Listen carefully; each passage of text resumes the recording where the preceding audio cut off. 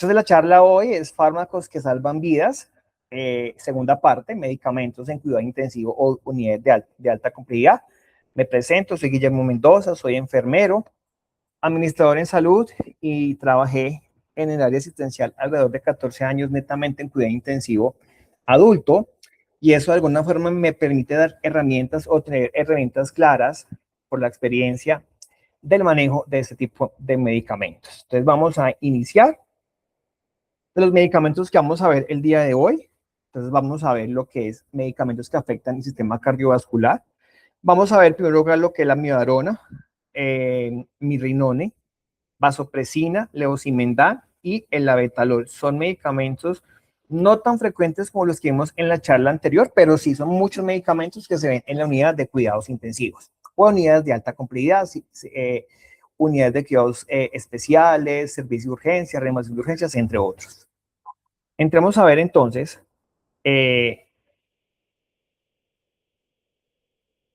antes de eso, tenemos que tener unos conceptos claros, que es inotropismo y cronotropismo, ¿cierto?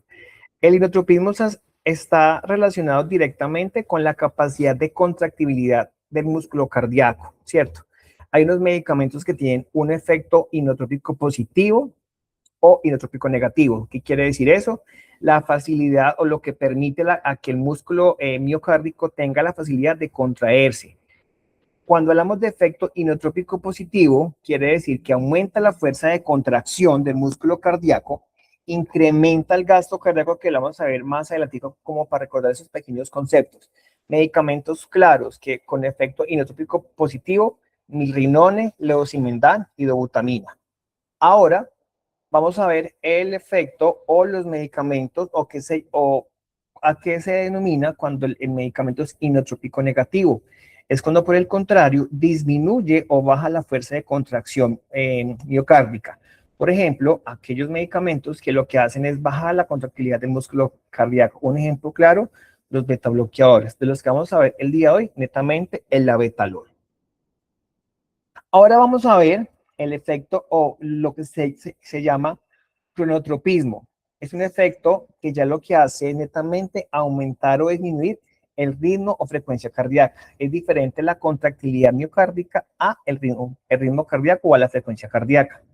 Los medicamentos más conocidos que tienen un efecto cronotrópico positivo o que aumentan la frecuencia cardíaca tenemos la adrenalina, que es el gold estándar de soporte vital avanzado, y la atropina, que es el gold estándar sobre todo en bradicardias sintomáticas o en bloqueos de primero o segundo grado o hasta tercer grado.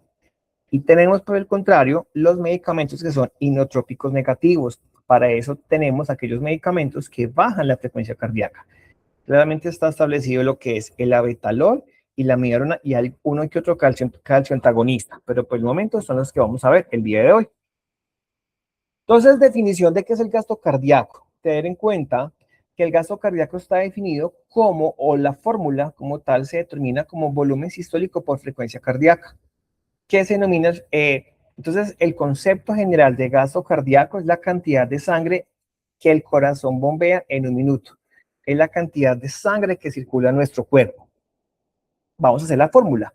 Entonces, si hablamos que alguien tiene, por ejemplo, una frecuencia cardíaca de 80 latidos por minuto, que sabemos que el estándar es 60 y 100 latidos por minuto, y un volumen sistólico de 70, si multiplicamos estos dos, nos da un aproximado de 5.6 litros, y el gasto cardíaco en un adulto promedio estamos más o menos entre 4, 5, 6 litros.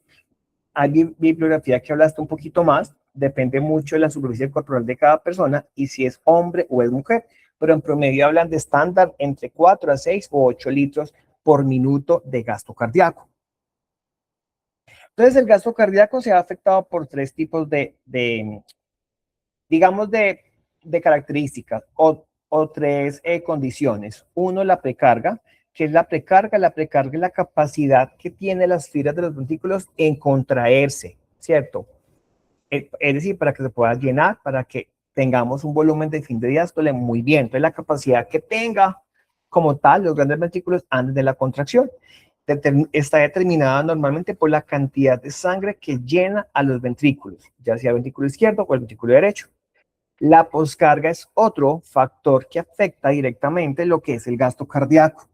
está la poscarga, esa fuerza que debe vencer ese ventrículo para bombear la sangre al cuerpo, ¿cierto? Entonces, por ejemplo, si tenemos un paciente con problema de bomba, o sea, que sea un problema netamente del corazón, ¿qué tenemos que ayudar? Ayudar más en la precarga, porque la poscarga es esa fuerza que ese corazón debe vencer para inyectar la sangre al sistema arterial para que sea ahí perfundido o dirigido al resto del cuerpo. Y la inotropía, básicamente, estamos asociados más a la capacidad de qué tan fuerte se contrae el corazón. Entonces toca tener muy en cuenta de estos tres, cuál busco yo mejorar con el paciente o cuál tiene mi paciente para saber cuál es el medicamento de primera elección en esos casos. Precarga y poscarga, ya vimos que la precarga está asociada aquí lo que es el corazón derecho, la presión durante el llenado de los ventrículos y la tensión que ejerce el músculo cuando comienza directamente a contraerse. Y la poscarga es toda la resistencia o todo lo que debe vencer, la fuerza que debe vencer el corazón izquierdo para poder eyectar toda la sangre hacia lo que es la circulación arterial o lo que es el callado aórtico y todo lo que vaya para generar la oxigenación de nuestro cuerpo. Vamos a pasar con el primer medicamento denominado amiodarona, ¿cierto? Para muchos de nosotros ya es de pronto un poco más conocido. Es un agente antiarrítmico utilizado en varios tipos de taquiarritmias, ¿cierto? Cuando hablamos de taquiarritmias, son arritmias o arritmias que generan una frecuencia cardíaca por encima de los 100 latidos por minuto, ¿cierto? Tanto ventriculares como supraventriculares. Sirve para ambos casos. Fue descubierto en 1961, pero no fue aprobado sino hasta en 1985, a pesar de que tiene muchos efectos relativamente efectos adversos, pero son comunes y son, digamos, manejables, es utilizado en varias arritmias. De hecho, cuando hablamos del protocolo de soporte vital avanzado, es la primera opción de manejo antiarrítmico. Lo vamos a ver ahora en el protocolo de soporte vital avanzado. ¿Cómo es su mecanismo de acción? Prolonga la duración del potencial de acción de todas las fibras cardíacas. Tiene un efecto bloqueador de canales de sodio, y lo que hace tiene un efecto también beta bloqueador y calcio antagonista. Entonces, ¿qué tenemos que tener en cuenta acá? Cuando un paciente, por ejemplo, está con infusión de amiodarona, revisemos si dentro de la fórmula que tiene un medicamento calcio antagonista o un beta bloqueador, porque lo que podemos hacer es potencializar ese efecto y nos vamos al otro extremo, ¿cierto? A generar lo que es una bradicardia extrema o hasta un bloqueo del paciente. También lo que hace es prolonga el intervalo QT, o sea, lo que hace es bajar frecuencia cardíaca. Entonces, cuando empezamos a tener eso claro, que la amiodarona lo que me hace es bajar frecuencia cardíaca, es claro que yo no puedo iniciar una infusión de amiodarona con un paciente que está más con tendencia a la bradicardia. Es algo que tenemos que automáticamente, enfermería como tal, surgir esa duda. Paciente que tiene, por ejemplo, una frecuencia cardíaca de 58 y ordena pasa la amiodarona. Hablamos de la amiodarona intravenosa.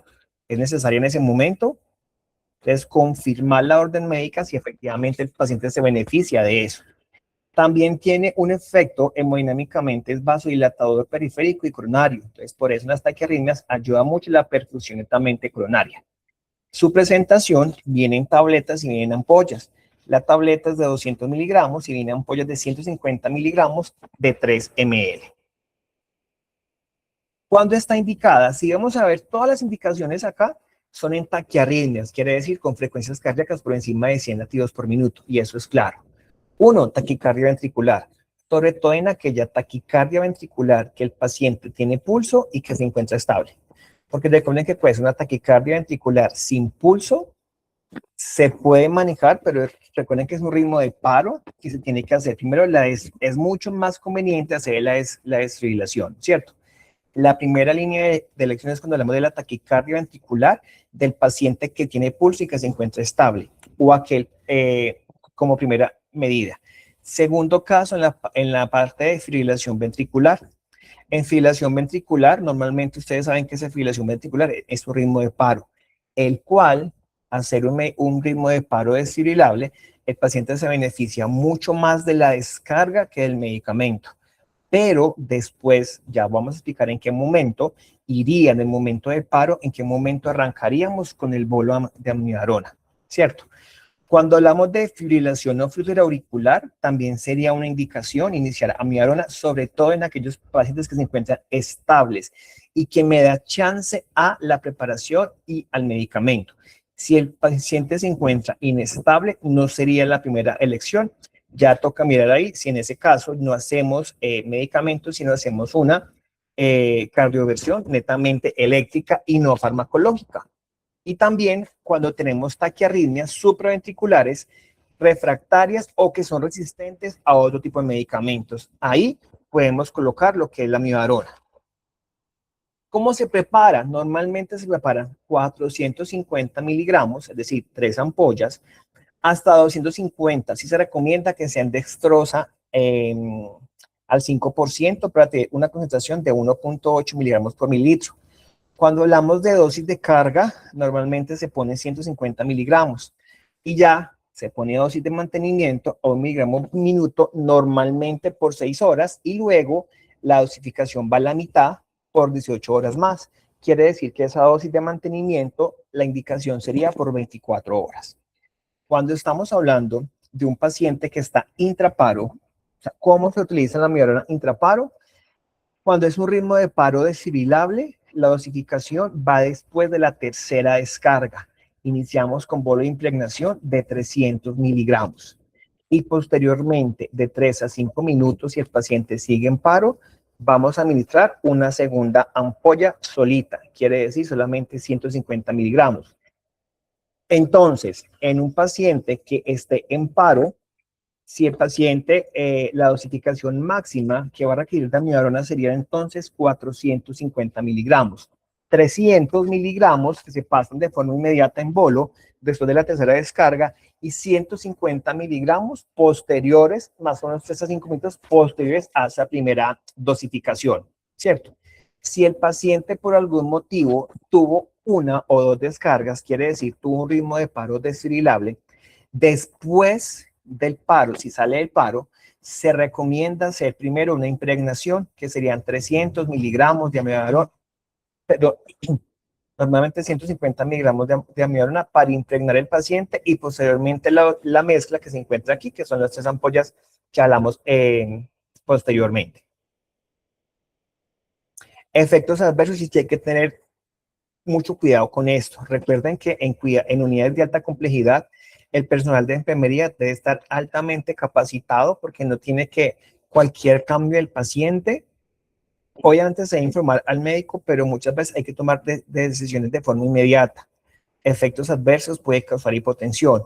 Entonces, no sería, por ejemplo, indicado que un paciente tuviera este medicamento y se pasara el bolo de impregnación con una cifra tensional alta, o que por el contra, o que también tenga, por ejemplo, una bradicardia sintomática, ¿cierto?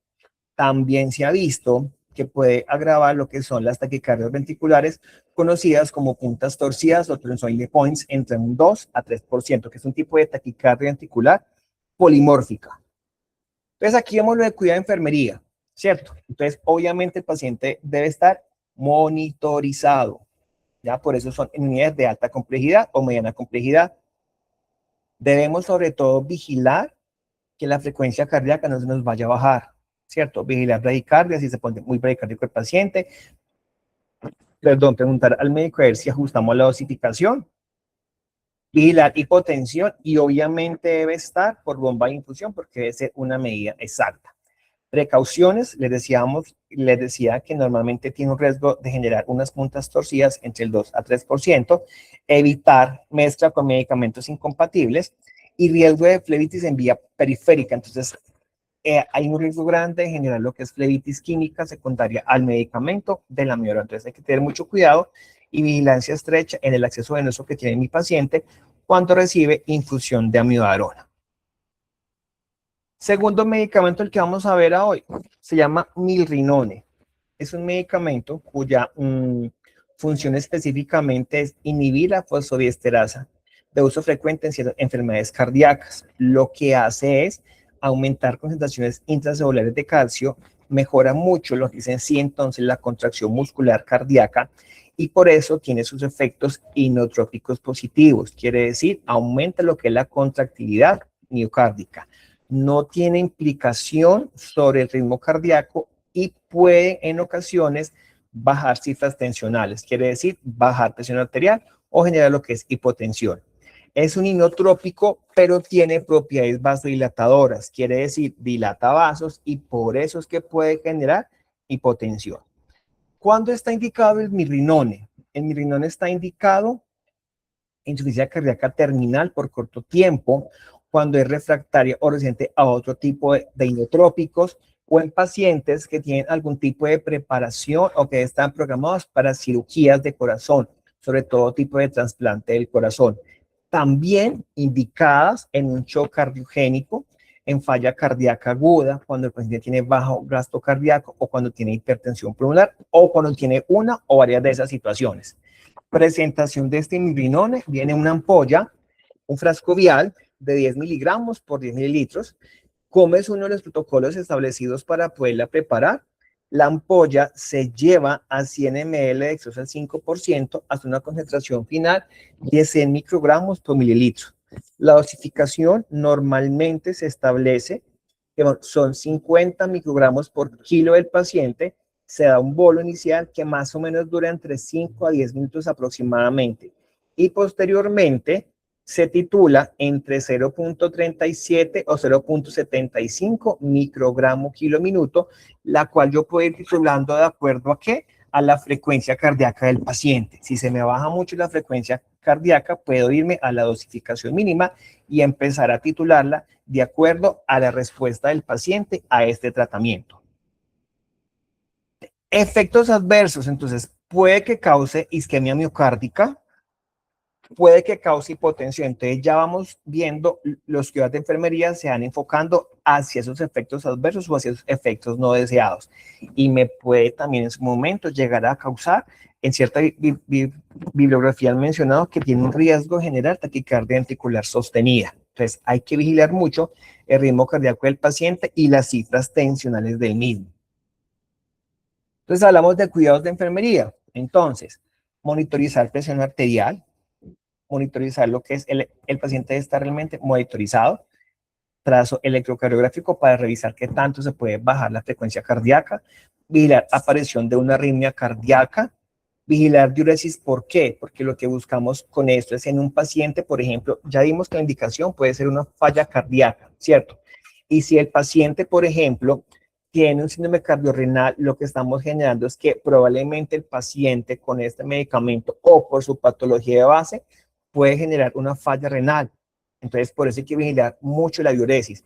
Y recuerden que en los cuidados de enfermería no es solamente reportar, por ejemplo, a la entrega de turno, paciente con una diuresis o con un gasto de 0.3, 0.4, sino informar oportunamente para que se sepa exactamente qué se puede hacer para también conservar no solamente el corazón, sino también el riñón de ese paciente. También es importante vigilar la perfusión periférica cuando el paciente está con rinone, llenado capilar y otros cuidados que ya los conocemos. Precauciones normalmente, hipotensión importante, entonces muchas veces si el paciente está consciente, vamos a vigilarle signos de bajo gasto, ¿cierto? Entonces el paciente si se empieza a desorientar y demás, porque nos puede bajar mucho la presión arterial y nos puede generar lo que es un bajo gasto. Puede producir, también se debe ajustar en pacientes con algún tipo de insuficiencia renal y también se puede producir o puede llegar a ocasionar algún tipo de taquiarritmia. Eso lo relacionado con milrinol. Tenemos la vasopresina, ¿cierto? Entonces la vasopresina en sí es una hormona endógena con efectos osmorregulares, vasopresores, y vamos a verlo netamente con su efecto vasopresor, ¿cierto? En términos periféricos, ellos lo que hacen es, el efecto periférico lo que hacen es, tienen ciertos receptores que lo que hacen es generar una vasoconstricción, es decir, que los vasos se cierren. Por eso es importante, o dentro de los usos que vamos a ver más adelante en cuidado intensivo, sobre todo para shock, ¿ya? Cuando hay una vasodilatación por algún estado de shock, la idea es vasopresina. Normalmente la vasopresina es el vasoactivo que se pone como segunda o tercera opción. previamente el paciente ya ha tenido norepinefrina normalmente a dosificación muy alta. Si esta ya supera las metas terapéuticas, debemos apoyarnos con infusión de vasopresina. Entonces, ¿cuándo está indicada la vasopresina? Una de las indicaciones es cuando tenemos, por ejemplo, una hipotensión refractaria. ¿Qué quiere decir eso? Una hipotensión sostenida de catecolaminas. ¿Cuáles son las catecolaminas? Dopamina, norepinefrina y adrenalina, ¿cierto?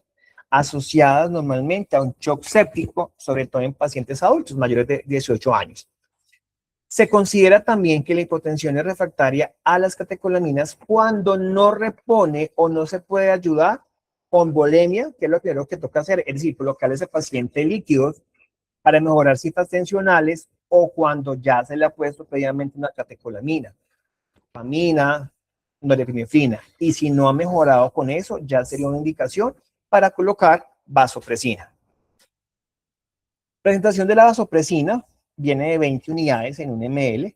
Normalmente la mezcla se lleva, las 20 unidades se llevan a 100 cc de solución salina. Tiene una dosificación de 0.6 unidades hora, más o menos a 2 a 4 unidades hora. En paro cardíaco, digamos que está considerada, pero después de la adrenalina, a colocar 40 unidades intravenosos directos, pero como única dosis. Realmente en mi experiencia nunca lo he utilizado intraparo, pero las guías por allá se alcanzan a mencionar, porque son realmente como una última opción después de haber colocado la dosificación inicial de adrenalina. ¿Qué efectos puede causar en el paciente? ¿Qué efectos como enfermedad debemos revisar? 1, arritmia cardíaca. 2, angina de pecho por la vasoconstricción que puede llegar a causar. Por ende, también puede causar isquemia miocárdica. Puede causar también lo que es vasoconstricción periférica. Entonces, se debe evaluar mucho la perfusión distal del paciente. Si hay algún tipo de necrosis, sobre todo en áreas periféricas, lo que son miembros inferiores, miembros superiores, revisar mucho esa parte. Cólicos, o si el paciente manifiesta algún tipo de dolor, sobre todo a nivel abdominal, porque podemos estar generando alguna isquemia intestinal, ¿cierto? Entonces hay que tener mucho cuidado en eso cuando el paciente empieza a manifestar, en un paciente consciente, obviamente, que empieza a manifestar que algún dolor abdominal sostenido. Cuidados de enfermería. También viene mucho lo que es monitorizar las citas tensionales, sobre todo la presión arterial media. Tener también una vigilancia estrecha de lo que es la perfusión distal. Mirar lo que es lactato también, si estamos hablando qué tipo de...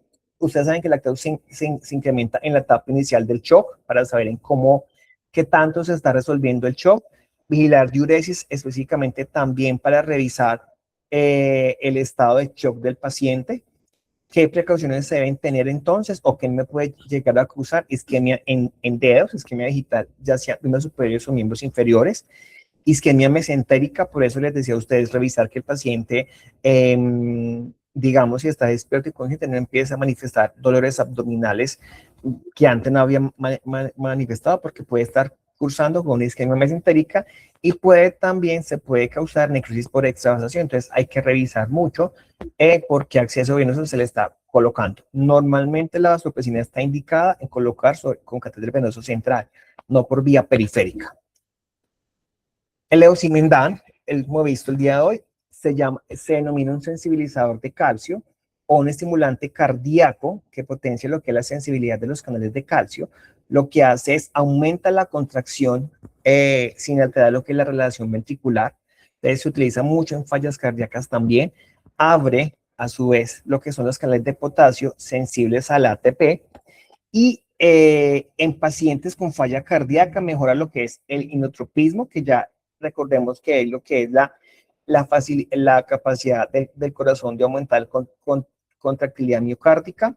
Reduce la pre y poscarga, quiere decir reduce la capacidad del corazón de llenar los ventrículos, y a su vez también la poscarga, que lo que me ayuda es a mejorar la resistencia que debe vencer el corazón para inyectar la sangre, y no afecta lo que es en ese momento la fase de diástole cardíaca.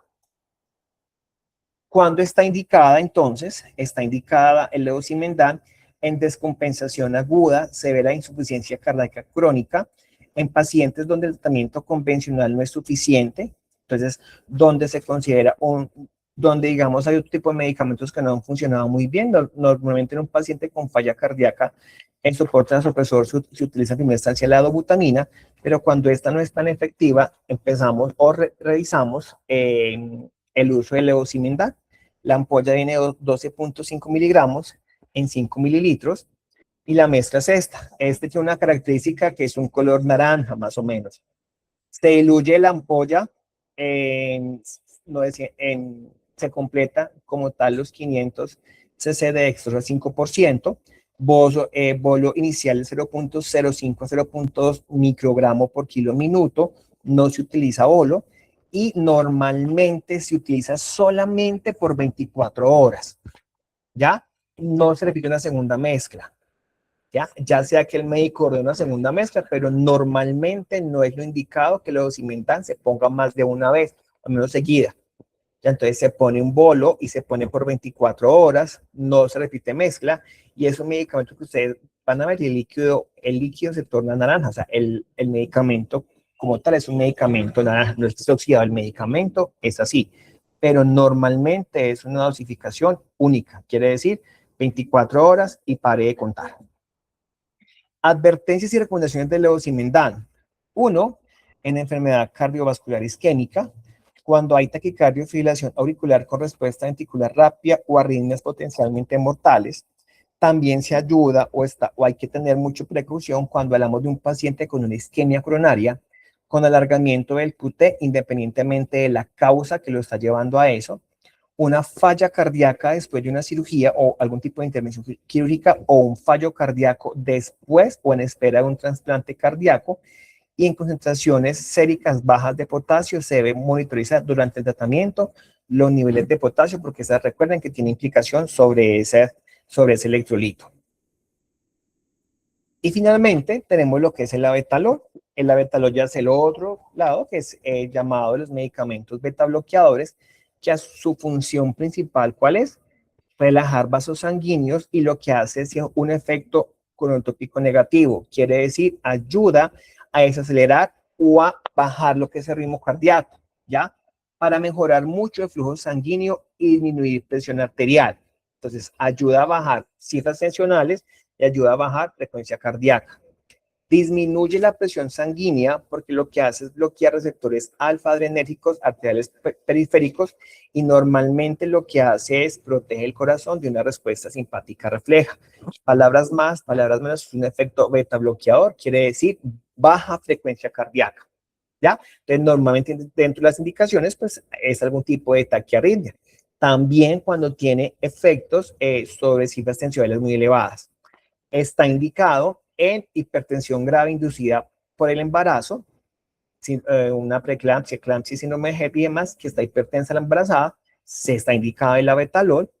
Estudios hipertensivos luego un infarto agudo del miocardio, ¿en qué casos estaría contraindicado? Recuerden que si tenemos un medicamento que lo que me hace es bajar frecuencias cardíacas, es claro que no estaría indicado, estaría contraindicada en algún tipo de bradiarritmia tipo loquiosa B, primer grado, grado 2 o tercer grado, ¿cierto? MOVIS 1 o MOVIS 2, de acuerdo al caso.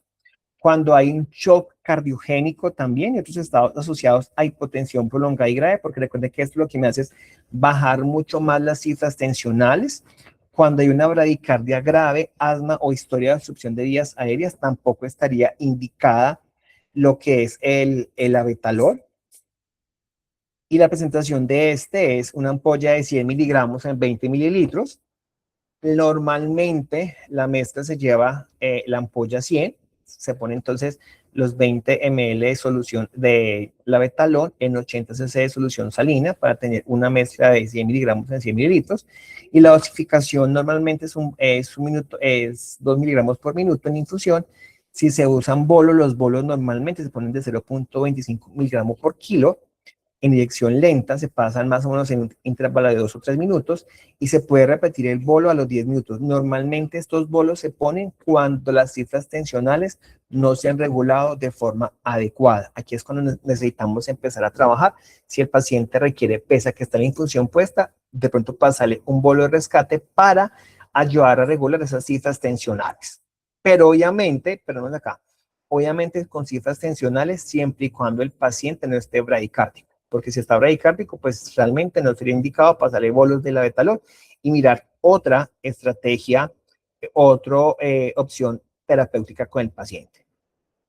Para resumir lo que vimos hoy, entonces, así cosa muy precisa, vamos a revisar entonces si el efecto inotrópico, cronotrópico, si es vasoconstrictor o vasodilatador. Empecemos con la amiodarona. Tiene un efecto inotrópico, realmente ahí no tiene mucho efecto, pero sí tiene un efecto cronotrópico negativo, quiere decir, tiende a bajar la frecuencia cardíaca, más no afecta la contractilidad miocárdica, que son dos cosas diferentes. No genera vasoconstricción y no genera vasodilatación. Entonces, su uso netamente antiarrítmico. La mirrinone tiene un efecto inotrópico positivo, quiere decir, ayuda a aumentar la contractilidad miocárdica.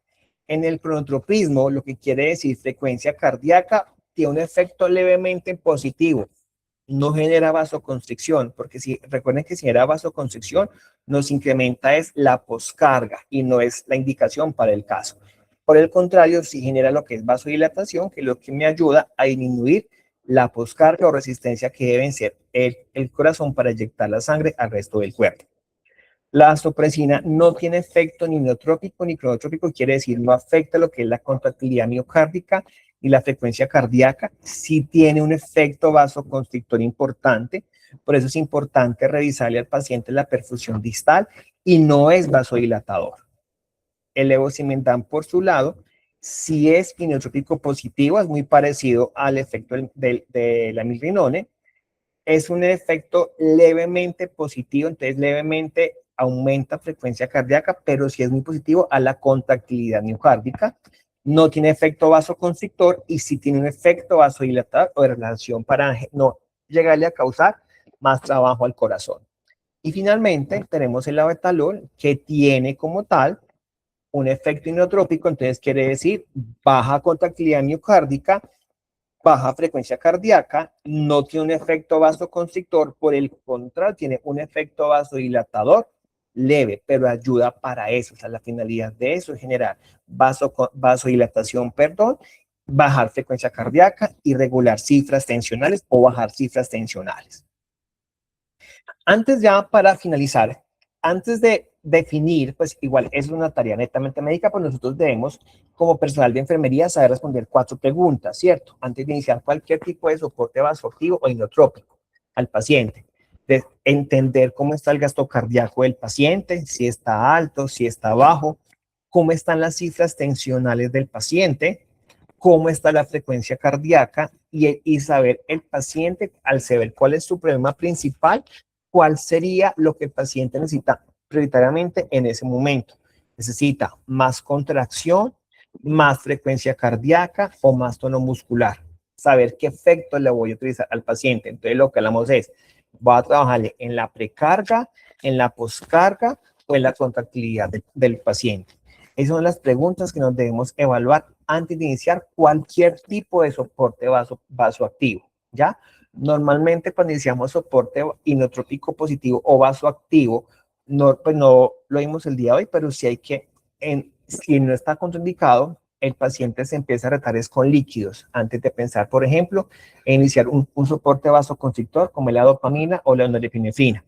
Y ya posteriormente, o sea, iniciamos con bolos para ver si la volemia empieza a recuperar y recupera cifras tensionales, y si no, ya sí empezamos en un medicamento vasoactivo, pero siempre cuando está instalado un medicamento vasoactivo o inotrópico es buscando que resolverle el problema del paciente, ¿cierto? Y vigilar todos los efectos adversos que este medicamento puede llegar a causar. Entonces, chicos, eso es lo que tenía para ustedes el día de hoy.